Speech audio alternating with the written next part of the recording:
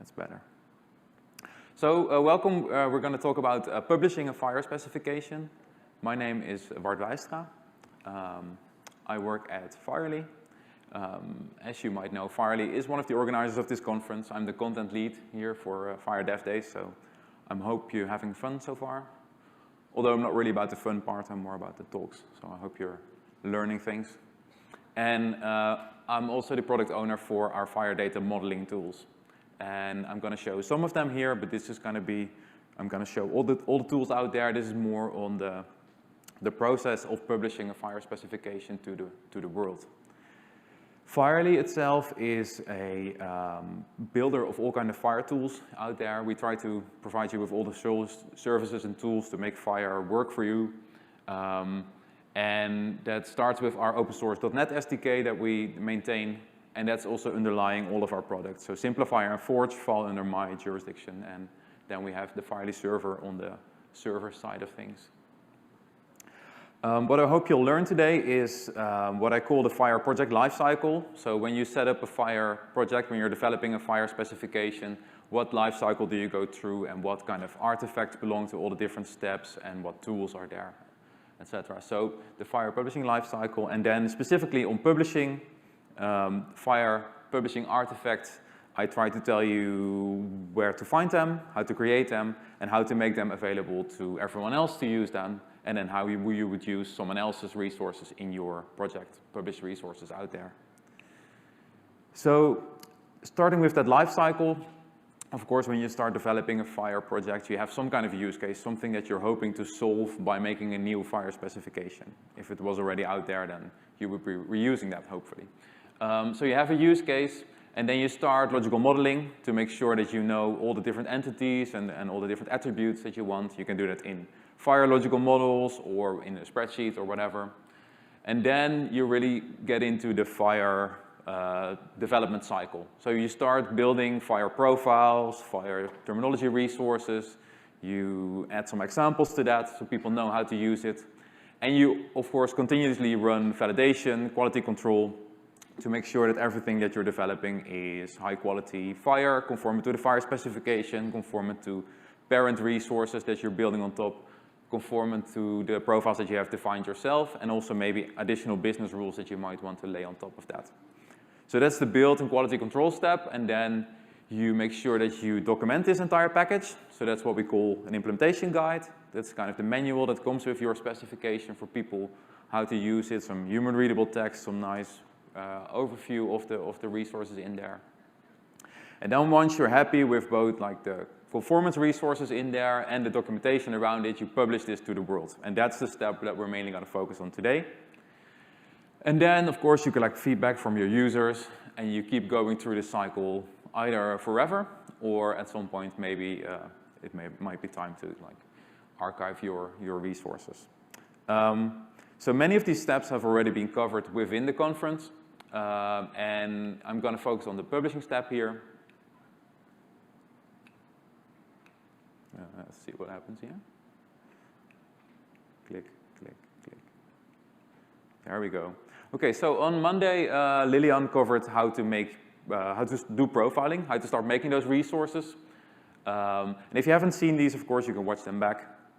Then on Tuesday, Mark Kramer told you how to make FHIR resources with Fish, and Chris added to that, and then Ardal, my colleague here, worked with Forge, how to make those data modeling. So this all kind of on the build step, and they covered a bit of, I guess, making implementation guide, the documentation step.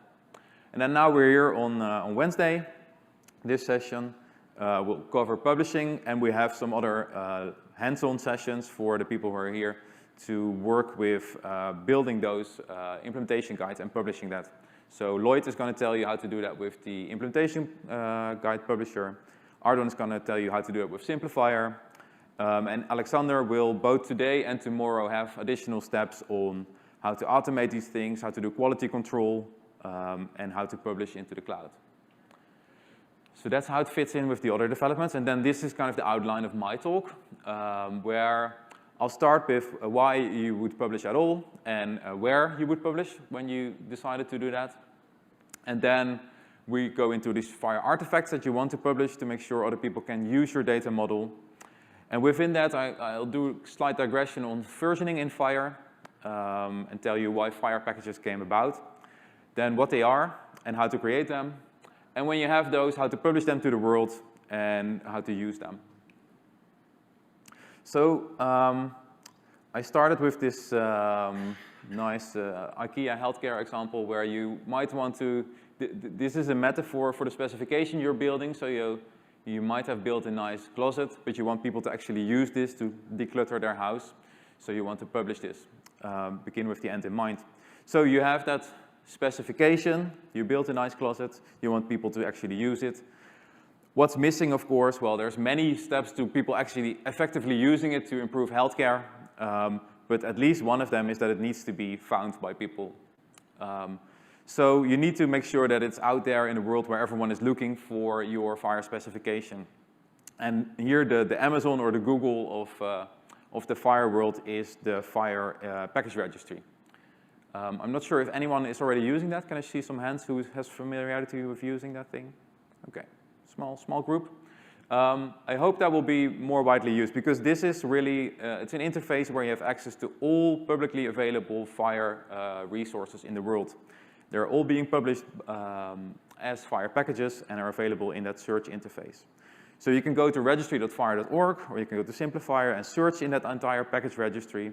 And then if you build a tool or if you are a machine, you can use that API and talk to that to get packages via there.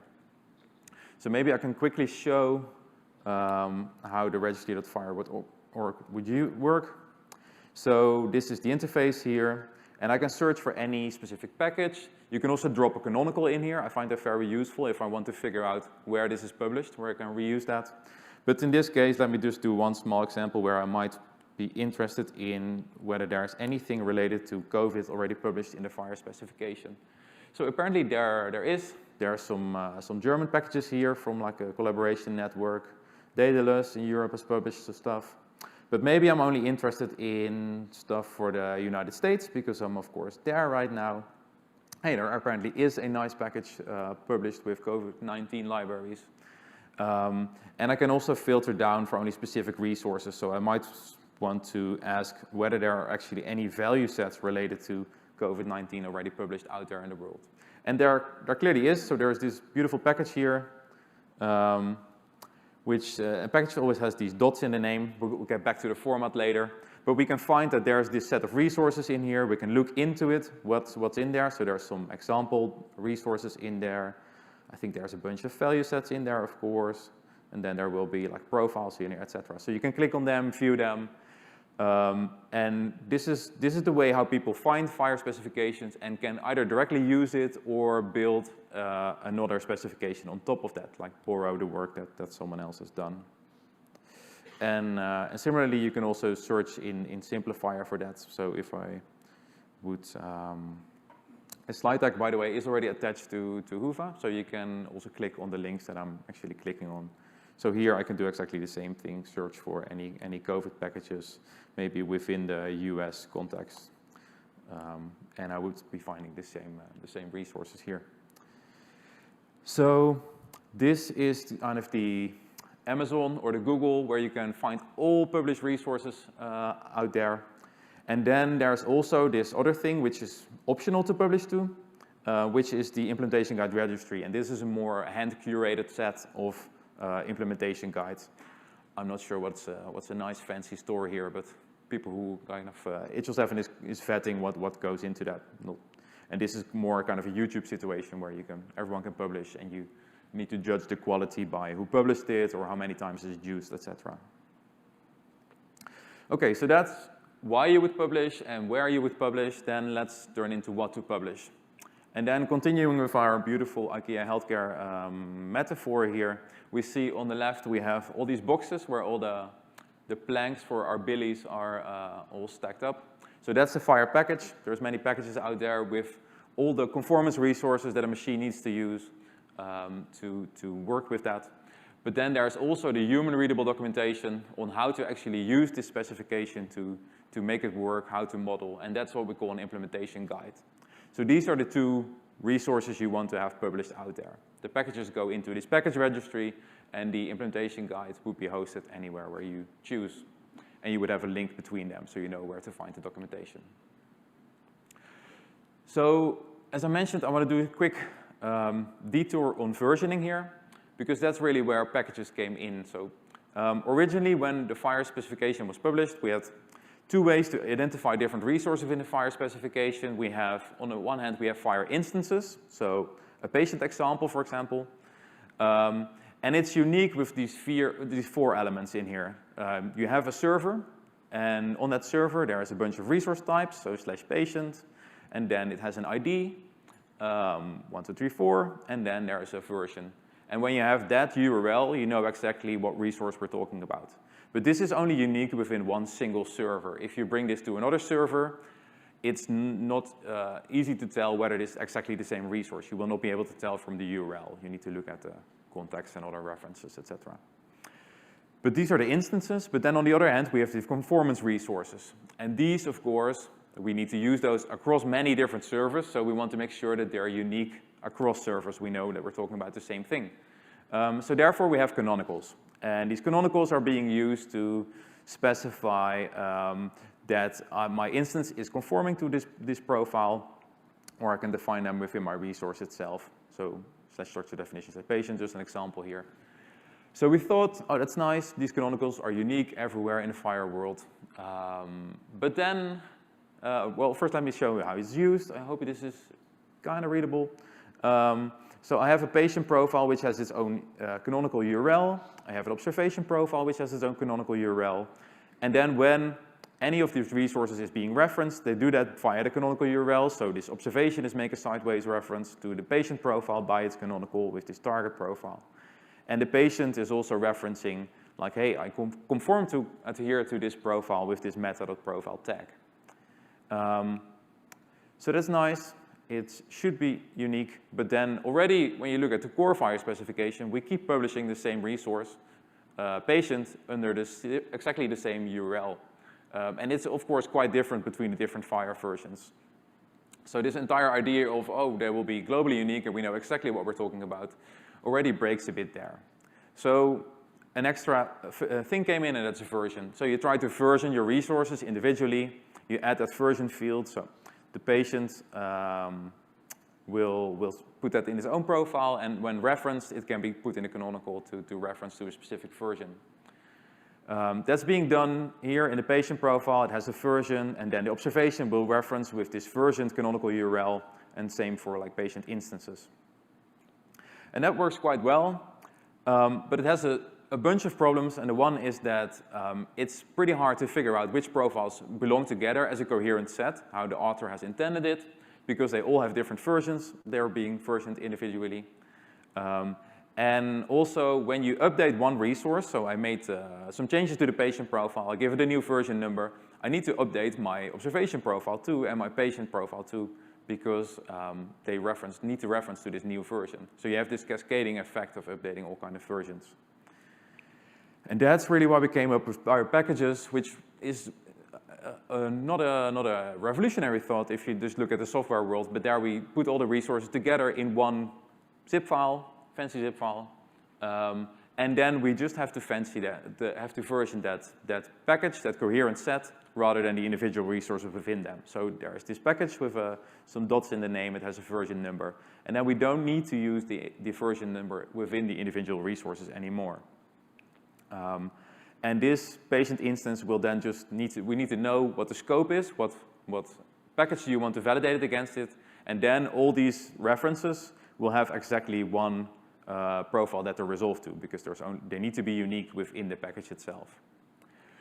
You can still use the version number. For example, some people are setting now the convention to keep the version of their profiles the same as the package, so you might have some traceability when you pull a resource from its package, you know which package it came from, these kind of things you can do.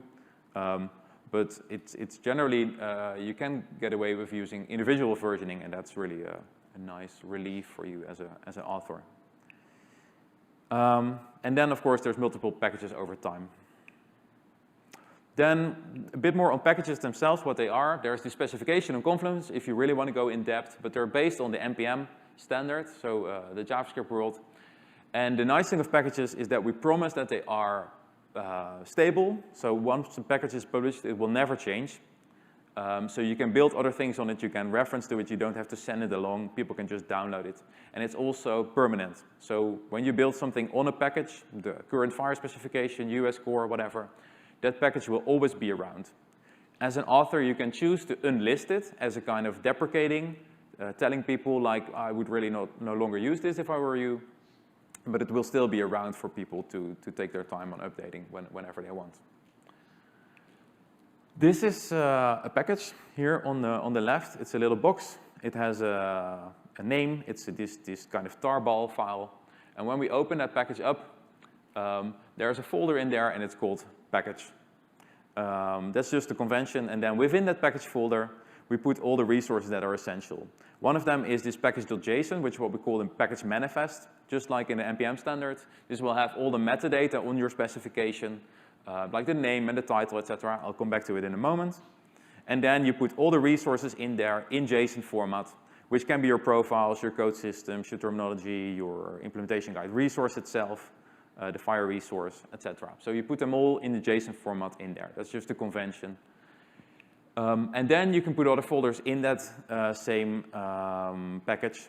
For example, you can have an examples folder with all the examples that people might use. And you can have XML folders if you really want to distribute the XML also for some of your customers, etc. You can put other things in there. Please don't put any movies in there or anything. So this is really meant for machines to read this and to work with this, and that's why we have this nice standard. The package manifest is also what populates the entire thing that we just saw in the registry.fhir.org. All the metadata in there is what's the manifest about this entire package. So there is a name, version, description, and author. They're mandatory, and then the rest you can fill. For example, the other packages that you're depending on and dependencies, etc. If you're building an implementation guide package, which is kind of a specific thing that the IG publisher defines, there's a few more of these mandatory parameters that you want to keep in sync with the IG resource that's in your package. And the IG publisher will do this for you. So okay, we know what a package is. Now just how to create them. As I mentioned, there's a few ways to do it. I mentioned the IG publisher already. So every time you run the IG publisher on your specification, it will create a package already in there. And that package also, when you're using the FHIR publishing flow, that will get to the FHIR registry eventually. If you want to use a UI simplifier, the tool that I'm also responsible for, can do that. You can make a free project there, put your resources in it, follow the wizard, and you will have a package directly published to the registry.fhir.org to be able to find for everyone. And then you can also do this if you like to automate this. We have FHIR terminal command line tool where you can just run FHIR pack, I believe, and it will create that package for you on your local machine to do what you want with it. When you create a package, there's a few requirements. You get to give it a name. The name generally is built up of at least 2 parts with a dot in the middle, but generally a bit more. So you would put the region in there. You would put who published it in there. You would put the subject in it. Like, for example, the core FHIR specifications are all called HL7 FHIR core R4 or core R3. Then you have other things published in the same namespace by HL7, which are either universal or for the US specifically, and then about structured data capture or the core for the US, etc. And there's also for many other countries in the same kind of way, packages being published. And then you need to give it a version over time. Semantic versioning, who's familiar with semantic versioning? Is that a common thing? Oh yeah, there's a lot of people, half of the room. So for the rest, it's this 1, 2, 3 thing with dots in the middle where you will tell to your users whether this is stable. For example, if you're using a 1.0.0, that means it's probably the first really stable release for people to use out there. If you're using this dash thing behind it, it's clearly an unstable, kind of a pre-release that you should not be using in production, but is already available for you to test. And then with changing the different version numbers, you indicate to your users there is either major breaking changes in here, or we've added some new features, or this is just like typo fixes. So for example, we have our development branch ongoing, and at some point we might make a release for our version 1, and we publish this 1.0.0 version of the package. Then we made some minor changes to it, just some typo fixes. We published the 1.0.1. And at that point, we might want to say, okay, you should not be using the 1.0.0 anymore. We unlist that one, but you can still use it if you were already doing that. And to continue, at some point, we might want to make some major breaking changes, but we also might need to support the other ones still, the other specification out there still. So you might first make a nice release candidate package out there, so people can test whether their upgrade is going to be a lot of work or not. So you give it a 2.0.0 with some dash behind it, or release candidate 1. And at some point when you're happy, you might release the official 2.0.0 package. And the FHIR specification itself is also more and more moving to this. We had some trouble with R4B, trying to find a good version number there, but from R5 on, we should now be publishing in the 5 dot space. Yeah, and so on. You can keep releasing and supporting multiple versions at the same time, or at some point deprecating everything but the latest versions. Okay, we have FHIR packages. We need to find a way to make them available. So put them in that registry.fhir.org. And this happens via publishing feeds. If you're using one of the common methods, this is not something you really need to know about. Because if you're using the HL7 balloting process, for example, you're in one of the working groups, this will be done by the balloting process and by the tools behind it. If you're using FHIR, when you follow that wizard, you publish a package, it will end up in one of our package feeds, and it will go into the registry. But you are allowed to make basically kind of an RSS feed with all your packages in there, put that in some kind of list where we have all the package feeds, and we'll pick it up and we'll pull that every time there's a new package out there. So all these different package feeds, there's one from HL7 for all its publications, there's a specific one for terminologies, there's one from the FHIR Foundation and from Simplifier, etc. It's all being pulled in by Simplifier to form this package registry, because Simplifier is really the back end there. If you just want to publish internal use, so you don't want to make it publicly available, you could just internally set up your own NPM server that you might even already have approved by your IT systems, and put the packages in there for other people to use. So many of the tools that work with FHIR packages can also allow you to specify a different package registry to pull from, not a public one. Let's see how we actually use those packages then. So we just looked at the FHIR package registry. There's a few commands already that we've pre-formatted here for you to copy and paste. If you want to install it to your local machine, for example, here. If you have a FHIR server like HAPI or FHIR server, look at your manual of the server. Many of the servers, besides just being able to load any individual resource itself as a conformance resource for the server, will also allow you now just to specify the package that you want to load. Or the dependency packages that you want to load. And it will do all the work for you for finding each package and their dependencies and putting that all together. So look at the manual of your server. And then if you want to do it locally, you can use something like FHIR terminal, for example. Here I run the command FHIR install a specific package and a specific version of that package. And you will see that it will install that package, but also all of its dependencies. So it will do all that searching for you in the package registry, just like a software package manager. Then that's really for when you want to use it in your server. If you want to build a specification on top of other packages, like you want to build on top of US Core, you can do that, for example, in FHIR shorthand here. You can set the dependency, set that package name, package version, and it will pull it in as a dependency for the profile. So you can refer to every profile within that package rather than having to put them in your own project themselves. Same for the IG publisher. You can put it in the, what is this, the IG.config? No, the IG the implementation guide resource itself. Or when you're using Forge or Simplifier, you can just specify this as one of the dependencies on the Dependencies tab. You can search for that in the package registry. Okay, I think that brings us close to the end.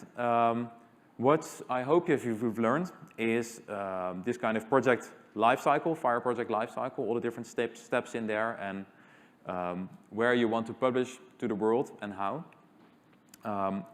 The FHIR publishing artifacts, so FHIR packages themselves, implementation guides, and how to get them out to the world.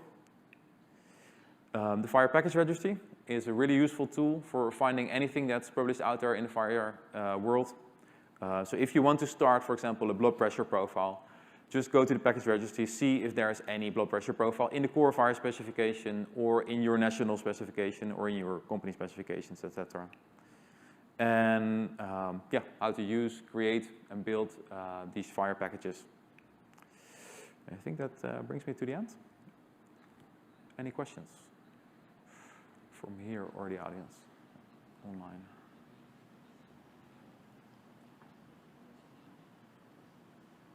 Nothing here? Thanks, Sheila.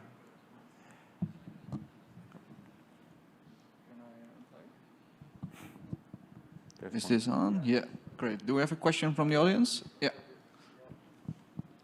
Yeah, I saw some basic in the FHIR package registry. I saw some basic analytics on the different FHIR packages. I was wondering if y'all were going to add any additional, like more advanced support for analytics and like looking across implementation guides and stuff like that.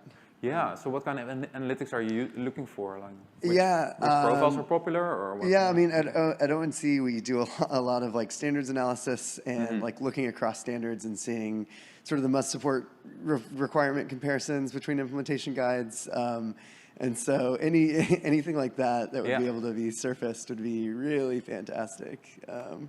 Yeah, there's a few tools now in the registry to allow you to, for example, see all the packages that have profiled patients or these kind of things. Something that we're working on with HL7 to get funded is building that you can search for specifically show me all the profiles on patient, or show me all the examples of value sets, these kind of things. And really comparison between different resources. I think Graham gave a talk on this, or is later today giving a talk on comparing implementation guides. I know there's some tool within the IG publisher to take two implementation guides, see how far they're compatible with each other, as far as machines can figure that out. Okay, I see that we have a question on the Whova app from Rick Smithies, so I'll read that one out. Can an instance declare it conforms to a profile in a certain package, or does it still need to show conformance to a profile version, which just happens to exist in a package with other related profiles?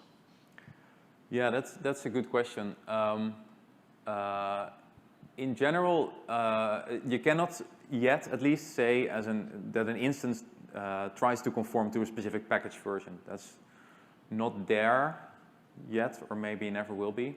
I think in general, it should be clear from the context what, for example, what endpoint it's being sent to, what is the exact package version that you want to comply to. So you only need to use the unversioned canonical to send it there. But if indeed you could use that convention that I mentioned earlier, like I think Nictus is doing, or some German publishing, to keep that version in sync with your package version to have some traceability. Yeah. Okay, I think that's a good answer. We have another question on the internet from Fabio. A FHIR server can serve more than one version of a package, was the original question. And the second follow-up question, can you publish a package without an IG? Sorry, the first one is, can a FHIR server serve more than one version of a package? It could, but you would run into the same, if you do it on the same endpoint, you would run into the same situation right now if you just upload multiple versions of a resource. Either the FHIR server will not know when you refer a canonical what to use, or they're differentiated by version, and then it might be possible. And the other one is, can you publish a package without an IG? Yeah, that is possible, and there are actually quite a lot of packages that just, for example, have a bunch of value sets in there. I think I heard about the FHIR package this morning that will just have a bunch of code systems and value sets out there and doesn't have its own documentation. It's just already documented somewhere else, or just being used by other things, used by tools only, or I agree. Those were the questions from the Woof app, as far as I can see. Do we have other questions here in the audience? Perfect. If not, then we can thank Ward for his presentation. Thank you very much, Ward.